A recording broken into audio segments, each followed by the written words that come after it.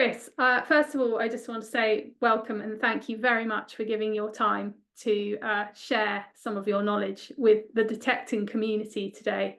Where are you sitting? I can see something intriguing behind you. Yeah, I'm actually in our maps reading room in Edinburgh in the National Library of Scotland, and the map behind me is a blown up image from the one of the earliest detailed maps of Edinburgh, which is dating from 1647 by a man called James Gordon, and it's actually very famous for people interested in Edinburgh because it's a wonderful bird's eye view that allows you to visualize really all of the centre of Edinburgh, the Royal Mile and the main road from the castle running down to Holyrood. Wow, I had no Palace. idea that you had access to maps quite that old because, of course, the ones that we access tend to go back only as far as around the early 1800s. Well, in fact, our earliest map in the National Library dates from the 15th century, and it's a map of the whole world by, in fact, a monk called Ranulph Higden, who was based at St. Werburgh's Abbey in Chester, and he wrote a religious work called the Polychronicon that looked at the history of the Christian people and the church. And quite often his history named particular places and peoples in what was then the known world. And the known world then was very much Europe, Northern Africa, and the Middle East. And so, like many of the earliest Christian maps, it's a spherical map showing the whole known world. And Britain is squashed on the very edge of it to the lower left-hand side. It's very much centered on the Holy Land, and everywhere else is peripheral to it. So it's very unlike anything that many people would now call a map, but it's very much a significant map in the history of the world. Maps, I guess, aren't just a sort of facsimile of what we can see, but often will tell us something about the person that made the map and how they lived in their culture at that time. Yeah, exactly. In fact, I think that's a really useful way of looking at maps. I think sometimes when we look at modern day ordnance survey mapping, for example, it's tempting to see it in some way as just being representative of what's out there. But of course, in order to make a map, it involves deciding some features are going to be shown to the exclusion of other features. And every map maker, whether they know it or not, starts out with a particular purpose in mind, not just in terms of where they're mapping, but what they're intending to show and who they're intending to show it to. And so quite often it's very useful when looking at any map, I would say, to start off by asking questions: who made the map? Why did they make it? Who did they make it for? We can then start to see why it might show some things, and most importantly, why it excludes others. All maps exclude some things. They all have what are sometimes called cartographic silences, the things that actually are there in the landscape or were there in the landscape, but were just left out for whatever reason. And when we look at the different purposes behind the map and the person who did it, their limitations of time or expertise or their perception of the world, it can help to deconstruct it, so we can understand it better and also use it better. This chat between me and you today, I'm really hoping will help to shed some light for the detecting community and other people who are interested in researching land, or maybe a small area of land that they're interested in. But of course, we're not historians, we're not archaeologists. The reason we love old maps is they help us identify where people have moved. And where people have moved is often where they drop and lose things, sometimes deliberately place things. So that's our intention in looking at the map, that you're going to be able to help us say, okay, well, in that case, here's some ways that you might think to look at these maps and some of the things to notice about them. It would be really helpful as well if you could tell us a bit about your job as map curator and what we can find when we go onto the website that you run. Sure, yeah, thank you. Well, my role as map curator really focuses on digital mapping. I've worked here at the National Library of Scotland for 30 years now. In the 1990s, we started digitizing some of our maps, but the web wasn't the place that it is now. And it's really only in the last 20 years that we've expanded a lot more of our online collection. We're lucky here. We're a very large physical map library, perhaps 1.5 million maps altogether. And although the geographic focus is really Scotland and Great Britain, the maps cover the whole world. And in fact, we sometimes say beyond the world as well, because there's maps of planets, solar system, and different galaxies and so on as well. What kind of countries might we expect to be able to find maps on the digital system? That's a very good question, because although we have physical maps that cover really all areas of the world, our scanning program has always been a work in progress. So at the moment, we have just over 400,000 maps online, which is quite a large number, but it's less than a third of our whole physical collections. Our overseas maps that you'll find online are really just where we've had a few scattered projects so far. We've got some maps of southern India, we've got maps of Hong Kong, maps of Jamaica, Cyprus, and some First World War trench maps. But it's actually a very tiny proportion, and our scanning initially focused on Scotland because we're funded by the Scottish government. Scotland is the top priority. We're still in the process of putting online ROS maps of England and Wales. We've recently put online some Ordnance Survey maps of Ireland. And over the next 10 years, we hope to scan a lot more of our international maps. Okay, so really it's a tool at the moment online, mainly for UK detectorists, but maybe in the future there might be extensions. And if they come to the National Library of Scotland in person, can they look at maps in the reading room if they need to? Yeah, absolutely. We're very keen to encourage visits. We have a reading room that's open 4 days a week, Monday to Thursday, and you can book a slot online and then really view anything. But my habit when I go onto the NLS website is to go right back to the very earliest map I can see of the area where I'm trying to search. And often that'll be a rural area. So the county layers are often the ones that I can go back right back to the sort of around about the 1830s. But I know there must have been maps made before that, and you've just pointed one out behind you on the wall. Where can you go for further back? Is there anywhere? Yeah, no, it's a really good question that. On our website, you can go much further back with Scottish mapping. So we have town plans of places like Aberdeen or Edinburgh or St Andrews that do go back to the 16th century. The mapping of earlier places, those earlier detailed maps can be quite scattered. A number of institutions hold those earlier maps. They could be places like the British Library or the larger academic libraries like the Bodleian Library in Oxford, and various county record offices. The National Library of Wales in Aberystwyth has some good early estate and town plans. And some of these institutions have put a few of these maps online, but Okay. finding them can often involve going first to that institution's website, looking at their particular way of making them available. Sometimes you're lucky, sometimes you're not. And the only, I would say, general, widespread single portal to early maps, meaning 16th, 17th century mapping, is one called Old Maps Online. And for years, they have acted as a portal to some sites, including some of our maps as well. And it's Yeah. actually a very easy to use interface where you can zoom in on where you're interested in.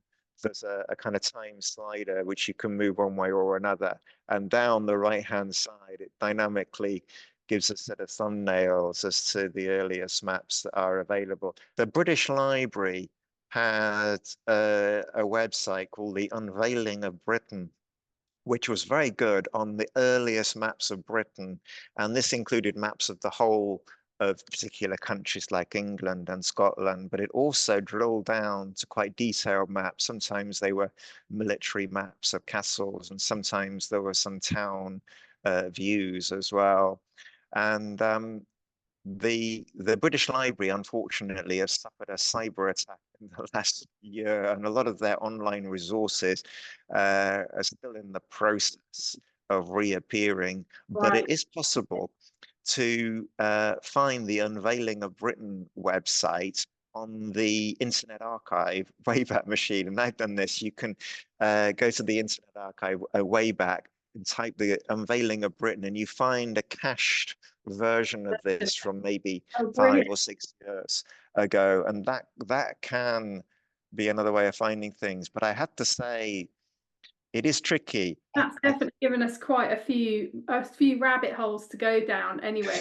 Get lost Especially in. that old maps online sounds amazing. I'm definitely going to try that for sure. So okay, so let's imagine then that you've found a map. I mean, most people will have easy access to the ones from the 1800s through your website. How would you recommend that someone like me might go about interpreting that map? Today, we have places that we move between. So we have our place of work, our home, maybe our school, maybe we have the supermarket, maybe a couple of friends, maybe the pub. And you probably do a kind of, star around these maybe 5 or 6 places that you frequent. Presumably in times gone by, when you look at an old map, you can see the same types of places, but they're different. They're the smithy and the inn and maybe the local estate. So I feel like scrolling out a little way and looking at the context is probably quite an important thing to do first in understanding how people moved around. Definitely. Yeah. I mean, I have to say, even though I shouldn't really admit this being someone who's here to push maps all the time, but if you can look at the broader context too, in terms of written resources, in terms of books or local history books, it can be very helpful too in interpreting the maps. Maps don't speak for themselves. They don't tell their own stories. And often, if you're wanting to search for something like a drove road, for example, or a coffin road, or you're wanting to trace a Roman road, but not exactly sure where the Roman road is, there's obviously websites you can consult, but there's excellent books that have been written that will describe often these particular routeways. Sometimes there are very good local histories that have been written really for anywhere in the United Kingdom, where real experts who know their own area have often written about early routeways or early trackways or archaeology in a particular area. And you can then hit the mapping with a bit more background. I think I'd agree with you that it's good to have an idea of the overall context, but actually for detectorists, you'd be interested mainly in the real detailed maps. And it's important to make sure that you found the most detailed maps for where you're interested in. Okay, so basically when you then get drilled down into the detail and you can see things like footpaths, detectorists love footpaths, of course, because footpaths tend to tell us, well, first of all, footpaths, they didn't just suddenly appear there in 1805 or 1830. They've obviously been well-established routes, possibly for hundreds of years, if not even thousands of years beforehand. If you see a footpath marked on a map, how accurate is it? How did someone decide where to draw that footpath in the 1830s? Presumably back then it's just a kind of little muddy track through some grass, possibly. It's not going to be tarmacked, it's not going to be paved, it's just a sort of well-trodden route. How much of a pinch of salt should we take that footpath with? Yeah, that's a really good question. And actually, over time, Ordnance Survey changed their specifications on what they decided a footpath should be. And they tended to record a lot more footpaths as time went by. So by the 1900s, their specification had enlarged and they showed significantly more footpaths than they did on the earliest editions of their mapping. If you go far enough back in time, I'm meaning sort of several hundred years, in a sense, almost everything was a footpath. All the tracks that people might have walked along, and even things like Roman roads and major arterial routes were often not particularly well managed in terms of their surface. You know, the paving or cobbling that may have existed at one time had often disappeared, and so many of them may have actually resembled something that we'd now call a footpath. And over the course of the 18th and the 19th century, there was obviously a significant improvement in roads for carriages, for wheel traffic.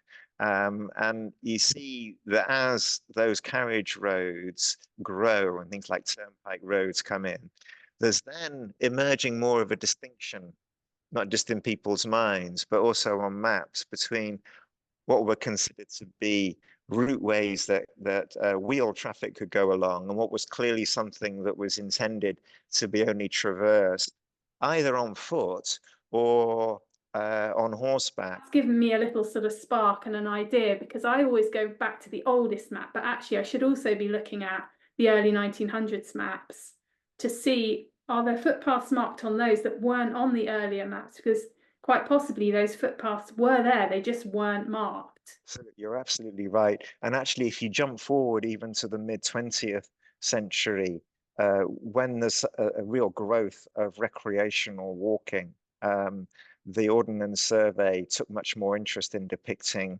footpaths. So there's a steady increase in the number of footpaths. Quite often, footpaths may appear for the first time only in the 1950s or 60s, but actually, they've been there on the ground from way back. They're just not there on the map. Where you do get, if you like, the conventional footpath that goes along one side of a field or across a field, that's often shown by a pect or a dashed line, depending on the Ordnance Survey map scale. That, I think, in most of our minds is a footpath and what we're looking for. But quite often there were tracks that went out from settlements to fields, and the only indication of that track might be a gap between field boundaries. And so you're effectively having to infer the existence of a track from the fact that there's let's say, a small settlement, a road that's clearly shown, and then a gap between fields. It might have been a linear, and it may not have been much in the way of a track on the ground, but at some point it might have get from there to there. Sometimes as well, looking at another type of mapping can be useful. And of course, today on our website, you can look at a range of modern layers that include not just satellite imagery layers and modern mapping from Ordnance Survey and OpenStreetMap that can be useful,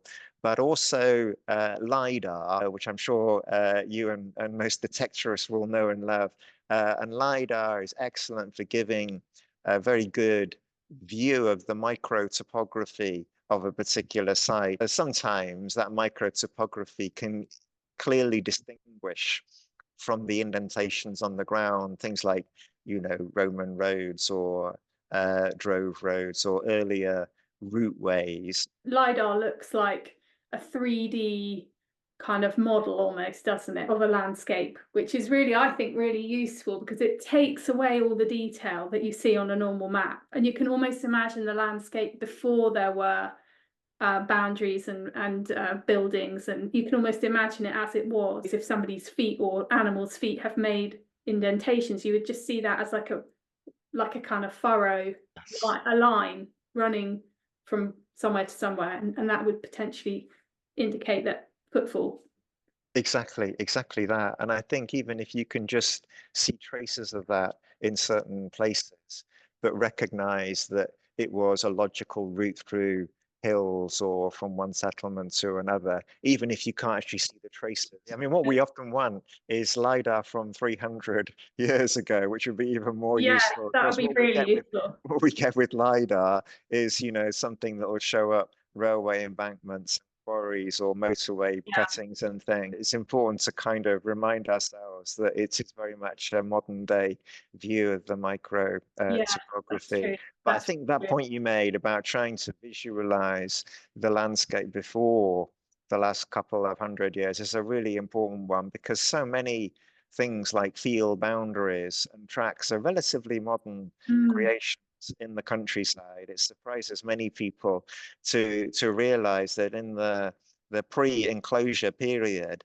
mm. that is It's often open land. pre-19th century, there's a lot more open land, Mm, and the field boundaries, such as they were, could be far fewer of them, yeah. and the much larger fields, or indeed no fields at all. But quite often, when fields were created during the major period of enclosure in the 18th, 19th century, there was a pre-existing landscape of routeways of one sort, of farming land, of land that was liable to flood, of hillier land, there was woodland as well.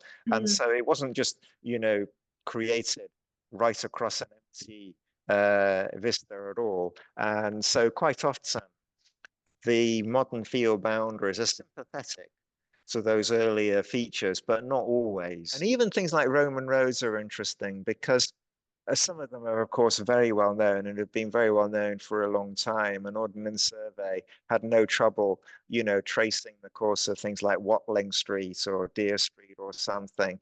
But often these things become Roman just because everyone else has said it's Roman before. Once you start asking questions, say, well, how do we know that indeed the Romans weren't following a line of communication that was there before? Is this bit Roman? Did the Roman road veer and then come back? I mean, as you say, there's the straight lines that cut across the landscape, and there's Roman forts that are known along them. And then we're in less doubt about things like battle sites are another interesting example of something that jumps between the editions. And so you have a nice cross. This is the Battle of Prestonpans in 1745, and then you find disappears by the time of the next edition. The oh, battle, the battle's jumped several hundred yards in another yeah. direction. And so I think Ordnance Survey first appointed their archaeology officer as a position in 1920, a chap called OGS Crawford, who was really quite instrumental in reappraising the whole way that Ordnance Survey should look at archaeological features. And it was quite an exciting time as well, where they were flying a lot of aerial photography that's so useful for picking up things like crop Yeah. marks and Mhm. other kinds of archaeological feature. And so from that time, there's a much more informed point of view. It's one of those things where it's certainly useful to step forward in time and see whether it's still described in the same way. But having said that, I do think that going back and looking at the earliest mapping has a great value, because so often, especially in parts of the country that have been more developed in the last 200 years, whole, conurbations or railway lines, sometimes canals, roads, whatever, all sorts of things have been built on the landscape that might obliterate the roots of a Yeah. former routeway that's clearly shown down on the ground. So it's important to kind of go forward and Sort of backward go with forward and back. maps. And I suppose that's where this side viewer thing also can be quite helpful, because you can see two things at once. Getting on to that then, and the practical use of your technology that you've set up there. First of all, is it completely free, and is there like a paid layer to get more features, or is it just free? Yeah, essentially it's just free for viewing. The only thing that you could pay for if you want to is if you want to order an image or order a Okay. printout. And we've always had a service where people want a hard copy, a big Big one, print of yeah. Oh, that's a map handy or to a know, high actually, yeah. resolution image. So another question I wanted to ask you is it possible on the tool to build a custom map? Because I've been sort of thinking, okay, well, if I take a screenshot of that and then add something to it on a kind of PowerPoint presentation to build my own map, but I wondered if I'm missing a massive trick. I mean, I don't know whether it's useful for me to screen Yeah, share please go at ahead. all. So our georeference maps viewer is the third one along from our homepage. This presents really all of our georeference maps, and you can zoom in on anywhere that's of interest. So I'm zooming in rather selfishly here on Edinburgh. Up here to the right-hand side, there is this draw trace features tool. And what it allows you to do is to add, for example, a pin onto the map, or you could, for example, choose to trace a particular line. You could trace a polygon, say draw a box around a certain area. And you can also add text as well. And then in the lower layer, there's options to edit the features. So you could click on, let's say you wanted to change the position of this feature, you could do that, or you could move the points over to another location. And you can also change the styling of the feature. So this by default's a kind of orangey yellow, but I could change it to be red, for example, and apply that there. And for this feature here, you could change this one to be blue, maybe with a fill color that was a sort of lighter blue or something like that, and apply that to the object. Now, if you are just wanting to export an image that you could say put into a document or put online or send to somebody, then the easiest way of doing that is with this print option down here to the lower left. And this works whether you've drawn features or not. So in fact, this print function is the best way of getting a good image or a screen I can't believe grab. I've been struggling. These things, you know, these icons don't tell you what they are. And we often find actually once you can demonstrate the website to people, things quickly click into place, which is why things like this are so useful. So if you go into this print function, you can choose between whether you want it to be portrait or landscape. You can choose a size. So I could go up to A0 size, or I could go to A2 size, and it changes accordingly. You can decide whether you want it to be set at a particular scale. So I could choose, say, 1 to 5,000, or I could choose 1 to 2,500, whether you want a north arrow or not. So you can take a north arrow off or take a scale bar off. And then you have the option here to save it as an image. You can copy it to the clipboard that then allows you just to paste it into a word processor doc or an image application, or you can save it as a JPEG image. So if I click save as JPEG, then it will download, and I could then open that. If you have a printer attached, then you can also print it to a particular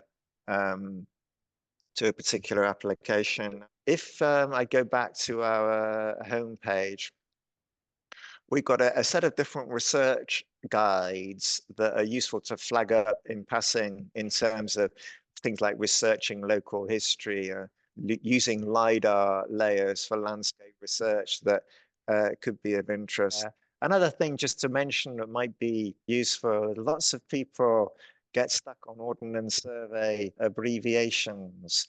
We have an Ordnance Survey page, which I just linked to from the viewer. So when you're in any of our viewers, in this bar, the blue bar below the header, there's usually links back to the home page. And if you're looking at Ordnance Survey maps, things like Ordnance Survey, or if you come in from the home page, it's this Ordnance Survey link on this side. And near the top, there is a link to a guide to abbreviations, and you can, look at any particular letter and look at the main abbreviations for it, because quite often Ordnance Survey use the same letter for different features. So an example of that would be an L here, which can actually mean all these different things, and you're just left to infer it depending on what you're looking But at. yeah, And that's so helpful, because again, what I usually do is go into Google, what does FP mean on an old map, and it will kick back. And but to have it in one place like this is fantastic. So that's really, really helpful for detectorists, I'd say. the other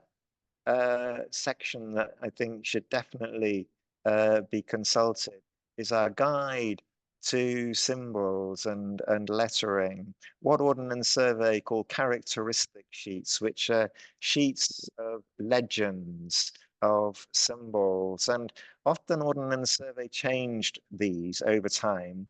So it's important to get the right set of symbols for the time period you're interested in and Okay. the scale.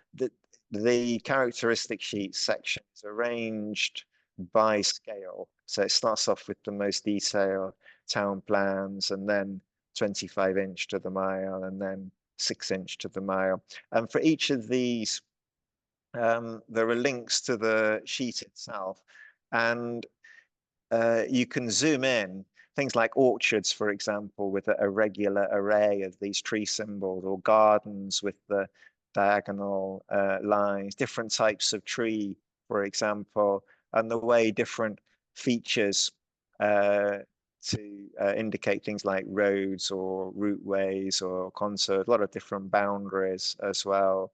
If you're looking at any layer in our georeferenced maps viewer, then down towards the lower left, there is this map key. And if you click on that, what that will do is bring up the best available legend or key for the layer that you're looking at. So this is Ordnance Survey 6" to the mile mapping. The idea of this is that you can expand it or contract it and move it around, but keep it on Brilliant. screen when you're Yeah, looking at that's the feature fantastic. on one hand, but you want to actually look at a map key and not zip away to Tip away. Yeah, a perfect. page to look at that. I think there's going to be a lot of people who get a lot of value from what you've explained to us, Chris. Thank you so much for showing us around. You're welcome. Yeah, I mean, if I've got just a moment longer, I might just say that one of our recent excitements as of this week is that we've added a new LiDAR layer covering England. If you go back to our homepage and go to our side-by-side viewer, then quite often people find they can look at historic maps on one side, and then on this side they can see modern day satellite imagery. But if they want to show a LiDAR layer, they can choose, the best one to choose is the top one in the list here, which is the digital terrain model covering England and Scotland and Wales. Before last week, the LiDAR layer for England looked different. It looked like this.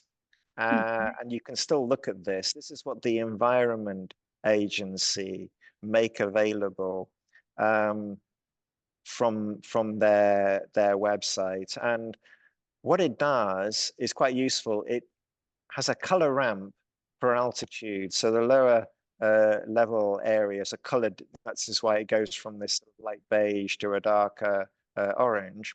But also there's a one directional hillshade, which is from the northwest. So in other words, the shading that you see here shades these features as if light were coming from the Yes. northwest side. And in the last few years, many people have been interested in showing LiDAR from three different sun directions. And there's a tool called the Relief Visualization Tool that we've used with someone as an enthusiast that shines a light from three different angles. And the value of this, I'm just going here to a village called Alnham, which is in Northumberland, just on the English side of the Anglo-Scots border. And it's a very interesting site because a number of routeways come into Ulnham from the Cheviots, the hills to the north, and these are classic hollow ways where the land is literally scoured by a lot of these old trackways that go down to the main site of the village. And in fact, if I just change this to show Ordnance Survey 6-inch 1900s, you can see when you look at the OS map, there's absolutely no sign of any of these routeways at all. It shows the value of LiDAR for Yes. picking them up. And this site actually has a former site of a castle, and there's the original village itself that was on the slopes that rise up on this side. And you can see with LiDAR some of the old cultivation terraces as well. The main downside of a one-dimensional hillshade is that features that run from northwest to southeast are often running along the line of the light. If you can imagine light Yeah. running down the length of a feature, it won't often pick it out quite as well. Now, I would argue these holloways are still picked out pretty well, just because they curve around. They're not strictly straight features. So it's not the best example to show this, but often it's useful to look at more than one LiDAR interpretation, because LiDAR involves quite a lot of processing of data. It's essentially a lot of height data, and you can style it in different ways. In this link near the top of the screen, this goes to our research guide on using LiDAR for landscape research, and it runs through LiDAR, color and hill shade, viewing the layer, and different examples as well. That's really definitely brings out a lot more definition, the new one.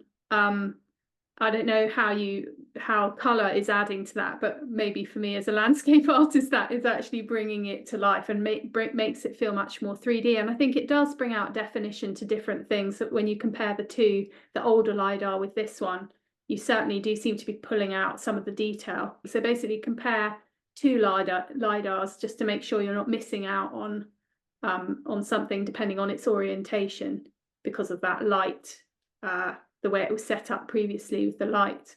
Yeah, exactly. That says it better, actually. Says Well, it in a nutshell when I kind of spent 5 minutes trying to say that. I don't think so. I think I've learned so much from you, Chris. I can't thank you enough.